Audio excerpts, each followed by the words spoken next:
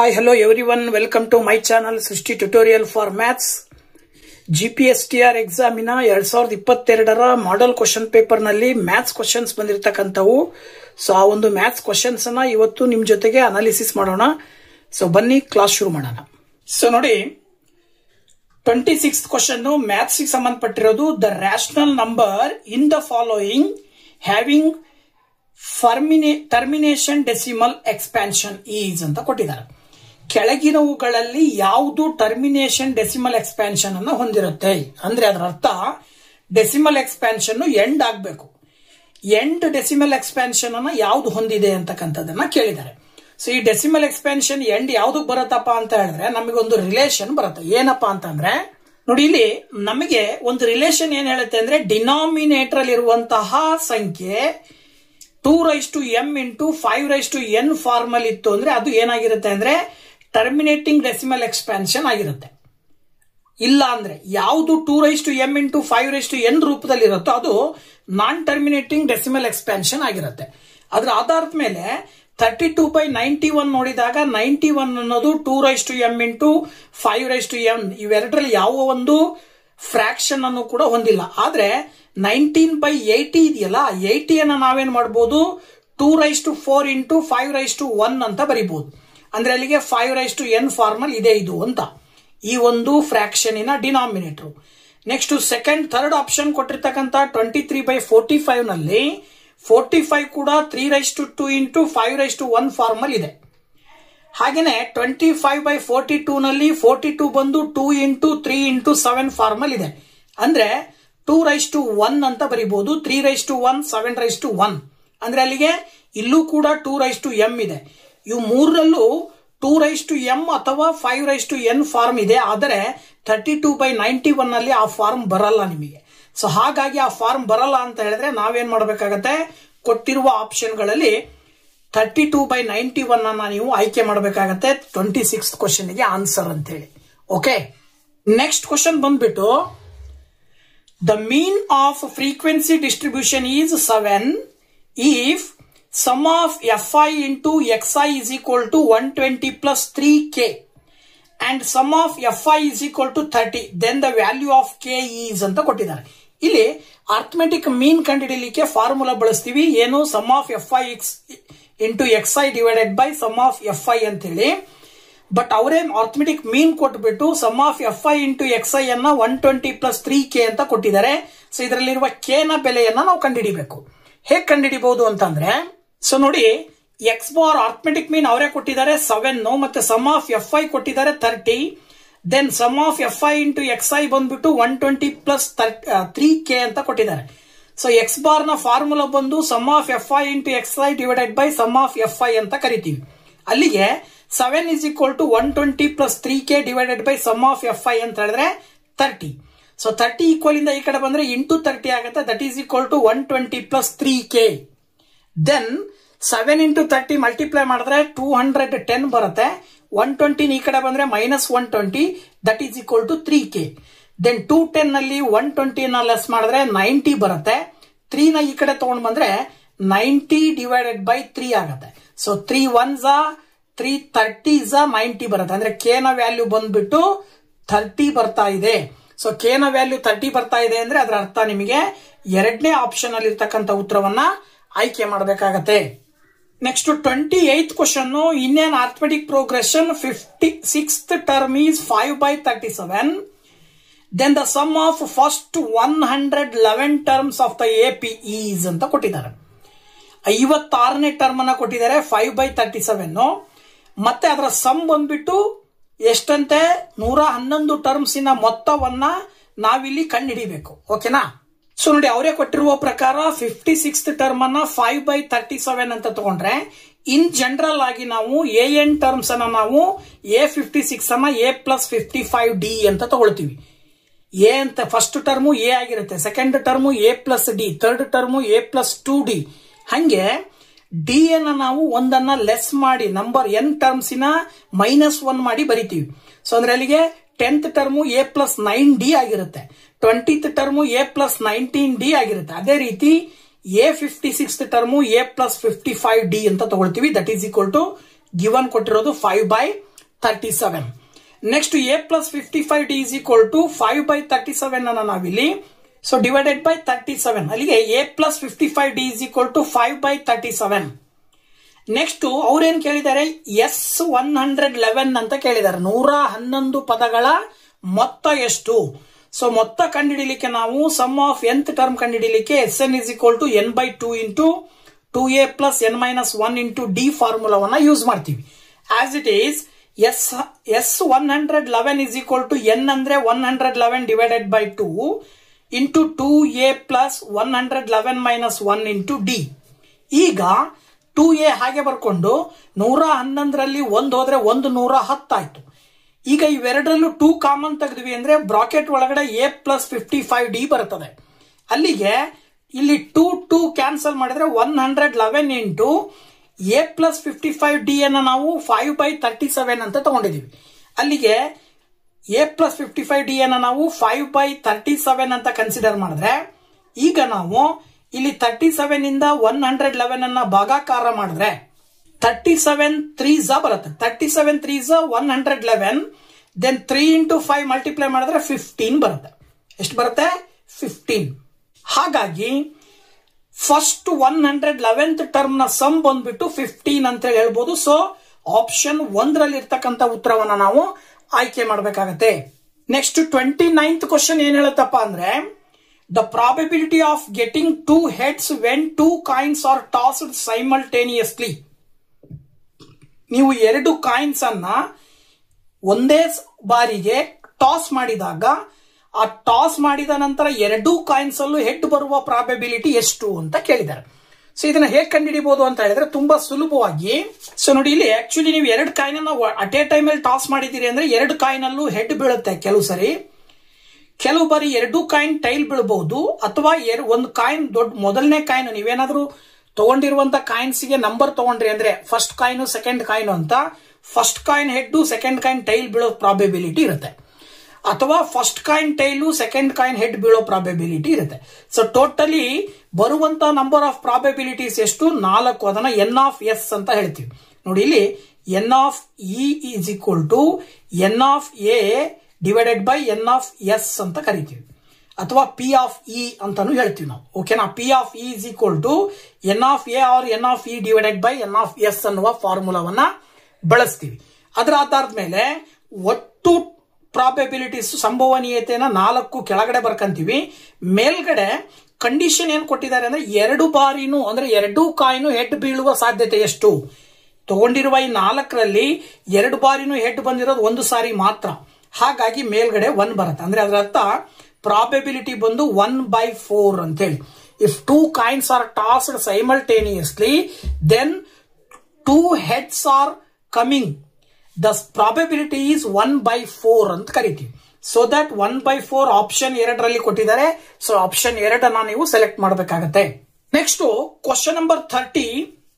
HCF and LCM of 2 number x and 50 are respectively 10 and 100. The value of x is ಅಂತ ಕೇಳಿರುತ್ತೆ.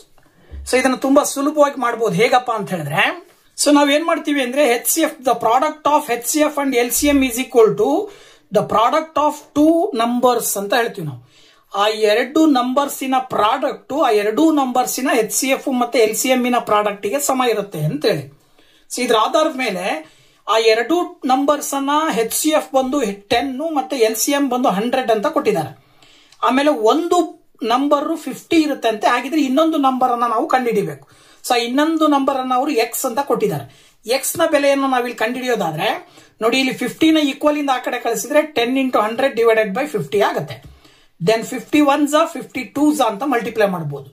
So that 10 into 2 ಮಾಡಿದ್ರೆ 20 ಬರುತ್ತೆ. ತುಂಬಾ ಈಸಿಯಾಗಿ ನಮಗೆ ಆನ್ಸರ್ ಸಿಕ್ತು. ಎಕ್ಸ್ ನ ವ್ಯಾಲ್ಯೂ ಬಂದ್ಬಿಟ್ಟು 20 ಬರುತ್ತೆ. So option 3 is the right answer. Next question number 31. Mean proportion of 9 and 16 is ಅಂತ ಕೊಟ್ಟಿದ್ದಾರೆ. ಸೊ 9 and 16 ಇನ ಮೀನ್ ಪ್ರಪೋರ್ಷನ್ ಅನ್ನ ನಾವು ಕಂಡುಹಿಡಿಬೇಕು. ಹೇಗಪ್ಪ 9 and ಪ್ರಪೋರ್ಷನ್ ಇನ ಮೀನ್ ಕಂಡುಹಿಡಿಯೋದು ಅಂತ ಹೇಳಿದ್ರೆ ಇಲ್ಲಿ ನಮಗೆ ಆಕ್ಚುಲಿ ಮೀನ್ ಪ್ರಪೋರ್ಷನ್ ಅನ್ನ ನಾವು ಈ ರೀತಿ ಬರ್ಕೊಳ್ಬಹುದು. a divided by x is equal to x divided by b ಅಂತ ಹೇಳಿ. ಅಂತ ಹೇಳಿದ್ರೆ ಅಲ್ಲಿ ಏನಾಗತ್ತೆ a is to x a is to b is equal to x is to x ಅಂತ ತಗೊಂಡ್ರೆ ಎ ಇಸ್ ಟು ಎಕ್ಸ್, ಓಕೆನಾ. ಆಮೇಲೆ ಬಿ ಇಸ್ ಟು ಎಕ್ಸ್. ಇದನ್ನ ನಾವು ಪ್ರಪೋರ್ಷನ್ ಅಲ್ಲಿ ತಗೊಳ್ತೀವಿ ಈ ರೀತಿ. Product of last terms is equal to the product of middle terms ಅಂತ ಹೇಳಿ. ಇದ್ರ ಆಧಾರದ ಮೇಲೆ a by x is equal to x by b ಅಂತ ತಗೊಂಡ್ರೆ, a by x divided is equal to b by x ಅಂತ, x by b ಅಂತ ತಗೊಂಡ್ರೆ ಇಲ್ಲಿ ನಾವೇನ್ ಹೇಳ್ಬೋದು, ಎಕ್ಸ್ ಇಂಟು ಎಕ್ಸ್ ಮಲ್ಟಿಪ್ಲೈ ಮಾಡಿದ್ರೆ ಎಕ್ಸ್ ಸ್ಕ್ವೇರ್ ಬರುತ್ತೆ, ಎ ಇಂಟು ಬಿ ಮಲ್ಟಿಪ್ಲೈ ಮಾಡಿದ್ರೆ ಎ ಬಿ ಬರುತ್ತೆ. ಸೊ ಎಕ್ಸ್ ಇರುವ ಸ್ಕ್ವೇರ್ ಕ್ಯಾನ್ಸಲ್ ಮಾಡಬೇಕು ಅಂದ್ರೆ ರೈಟ್ ಸೈಡ್ ಅಲ್ಲಿ ಇರುವ ಟರ್ಮ್ಸ್ ಗೆ ರೂಟ್ ಬರುತ್ತೆ, square root of a b ಅಂತ ಹೇಳ್ತೀವಿ. Then x is equal to square root of, ಅವ್ರು ಕೊಟ್ಟಿದ್ದಾರೆ ಎ ಮತ್ತೆ ಬಿ 9 and 16 ಅಂತ. ಸೊ ದಟ್ 9 into 16 ಅಂತ ತಗೊಂಡ್ರೆ ನೋಡಿ, ಇಲ್ಲಿ x is equal to 9 into 16 ಅಂದ್ರೆ 9 ಅನ್ನ ರೂಟ್ ಇಂದ ಹೊರಗಡೆ ತಗೊಂಬಂದ್ರೆ 3 ಬರುತ್ತೆ. 16 ಅನ್ನ ರೂಟ್ ಇಂದ ಹೊರಗಡೆ ತಗೊಂಬಂದ್ರೆ ಎಷ್ಟು ಬರುತ್ತೆ, 4 ಬರುತ್ತೆ. ಅಲ್ಲಿಗೆ 3 ಮತ್ತೆ 4 ಮಲ್ಟಿಪ್ಲೈ ಮಾಡಿದ್ರೆ ಎಷ್ಟು ಬರುತ್ತೆ, 12 ಬರುತ್ತೆ. So that mean proportion of 9 and 16 is 12 ಅಂತೇಳಿ ನೀವು ಆಪ್ಷನ್ 31st ಅಲ್ಲಿ ಇರ್ತಕ್ಕಂಥದ್ದನ್ನು ಆನ್ಸರ್ ಅಂತೇಳಿ ಹೇಳಬಹುದು. ಹಾಗೇನೆ 32nd ಕ್ವಶನ್, 32ನೇ ಕ್ವಶನ್ ಏನ್ ಹೇಳುತ್ತಪ್ಪ ಅಂತ ಹೇಳಿದ್ರೆ, ಸೊ ನೋಡಿ 32 ಕ್ವಶನ್ ಬಂದ್ಬಿಟ್ಟು the value of -2/3 into 3/5 plus 5/2 minus 3/5 into 1/6 is ಅಂತ ಕೇಳಿದ್ದಾರೆ. ಸೊ ಇದನ್ನ ಏನ್ ಮಾಡಬಹುದು,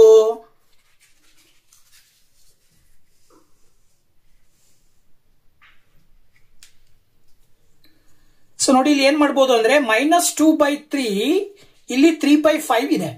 ಇಲ್ಲಿ ನ್ಯೂಮರೇಟರ್ ಮತ್ತೆ ಡಿನಾಮಿನೇಟರ್ ಅಲ್ಲಿ 3 ಕ್ಯಾನ್ಸಲ್ ಮಾಡಿದ್ವಿ ಅಂದ್ರೆ 2 1s are 2, 1 5s are 5 ಅಂತ ಬರ್ಕೊಳ್ಬಹುದು. ಪ್ಲಸ್ 5/2 ಮೈನಸ್ ಇಲ್ಲಿ ನೋಡಿ 3 1s are 3, 3 2s are 6. Then ಇವೆರಡನ್ನ multiply ಮಾಡಿದ್ರೆ 1 1s are 1, 5 2s are 10. So ಇಲ್ಲಿ ಪ್ಲಸ್ ಇದೆ, ಇಲ್ಲಿ ಮೈನಸ್ ಇದೆ. ಈಗ ನಾವು 5 2 10 ಇವು 3 ಎಲ್ಸಿಎಂ ತಗೊಂಡ್ರೆ 10 ಎಲ್ಸಿಎಂ ಬರುತ್ತೆ.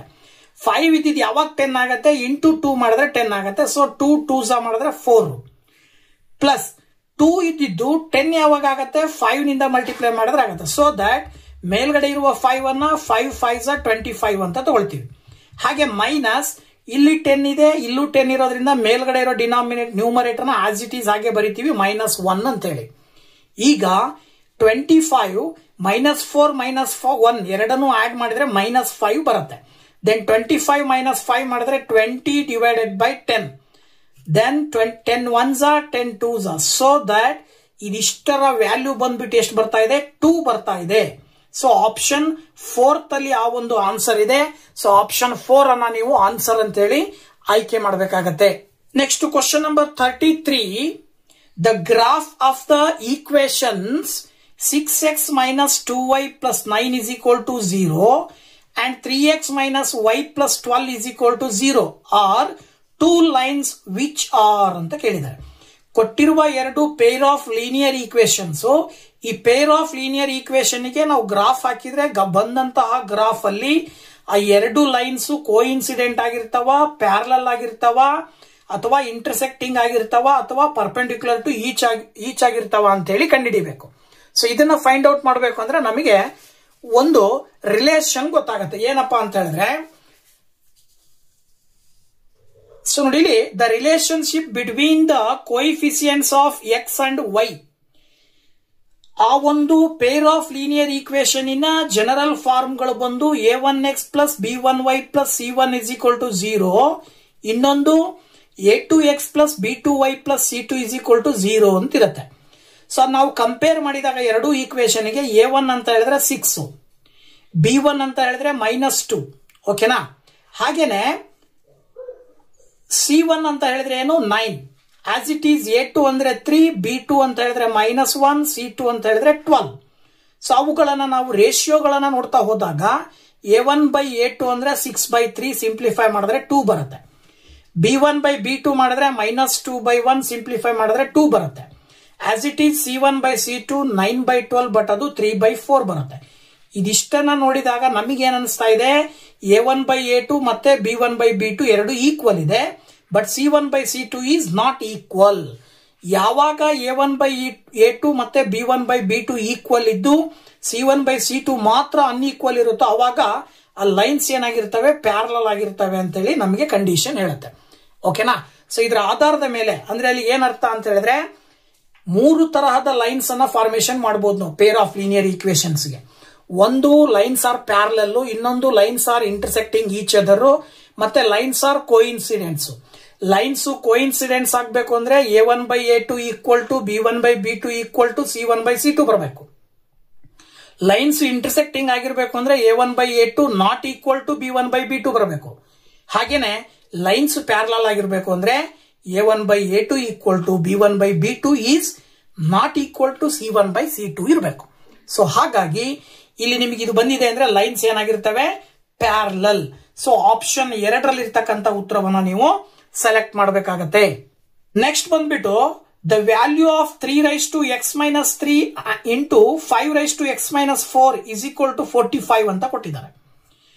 ಇಲ್ಲಿ ಕೊಟ್ಟಿರುವಂತಹ ಎಕ್ಸ್ಪೋನೆನ್ಷಿಯಲ್ ಫಾರ್ಮ್ ಅಲ್ಲಿ ಎಕ್ಸಿನ ಬೆಲೆಯನ್ನ ಕಂಡುಹಿಡಿಬೇಕು ನಾವು. ಸೊ ಎಕ್ಸ್ ನ ಬೆಲೆಯನ್ನ ಹೇಗೆ ಕಂಡುಹಿಡಿಯೋದಪ್ಪ ಅಂತ ನೋಡೋದಾದ್ರೆ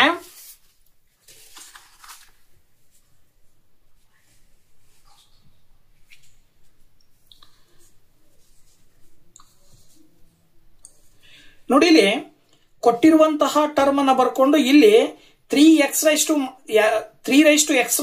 ಅಂತ ಹೇಳಿದ್ರೆ ಏನಪ್ಪಾ ಅಂದ್ರೆ 3x ಮೇಲ್ ಬರುತ್ತೆ, -3 ಅಂತ ಹೇಳಿದ್ರೆ 3 ಕೆಳಗಡೆ ಬರುತ್ತೆ ಡಿನಾಮಿನೇಟರ್ ಅಲ್ಲಿ.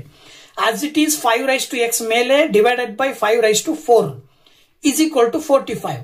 Then 3x divided by 3/3 ಅಂದ್ರೆ 27, 5/4 ಅಂದ್ರೆ 625, that is equal to 45.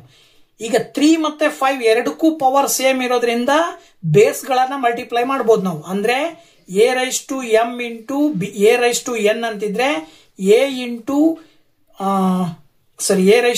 Into B/m ಅಂತಿದ್ರೆ A ಇಂಟು B ಹೋಲ್/m ಅಂತ ಒಂದು ಎಕ್ಸ್ಪೋನೆನ್ಷಿಯಲ್ ಲಾ ಬರುತ್ತೆ. ಆ ಒಂದು ಎಕ್ಸ್ಪೋನೆನ್ಷಿಯಲ್ ಲಾದ ಪ್ರಕಾರ 3 ಇಂಟು 5 ಹೋಲ್/x ಅಂತ ಬರೀಬಹುದು. ಅವಾಗ ಅದು 15/x ಆಗುತ್ತೆ. ಈ 27 ಇಂಟು 625 ಅನ್ನ ರೈಟ್ ಸೈಡ್ ಕಳಿಸಿದ್ರೆ ಇಂಟು 27 ಇಂಟು 625 ಆಗುತ್ತೆ. ಸೊ ಇದಿಷ್ಟನ್ನ ಮಲ್ಟಿಪ್ಲೈ ಮಾಡಿದಾಗ 7,59,375 ಬರುತ್ತೆ. ಇದಿಷ್ಟನ್ನ ನಾವು 15/5 ಅಂತ ಬರೀಬಹುದು. 15ಅನ್ನ 5 ಬಾರಿ ಗುಣಾಕಾರ ಮಾಡಿದ್ರೆ ಈ ಆನ್ಸರ್ ಬರುತ್ತೆ. ಸೊ ಅಲ್ಲಿಗೆ ಈ ಕಡೆನೂ ಬೇಸ್ 15 ಇದೆ, ಈ ಕಡೆನೂ ಬೇಸ್ 15 ಇದೆ ಅಂದ್ರೆ ಮೇಲ್ಗಡೆ ಇರುವ ಪವರ್ ಗಳನ್ನ ನಾವು ಈಕ್ವಲ್ ಅಂತ ತಗೊಂತೀವಿ. ಅಲ್ಲಿಗೆ ಎಕ್ಸ್ ಇರೋ ಜಾಗದಲ್ಲಿ ಇಲ್ಲಿ ಏನಿದೆ 5. So that the value of x is 5 ಅಂತ ಹೇಳಿ ನಾವು ಸುಲಭವಾಗಿ ಹೇಳಬಹುದು.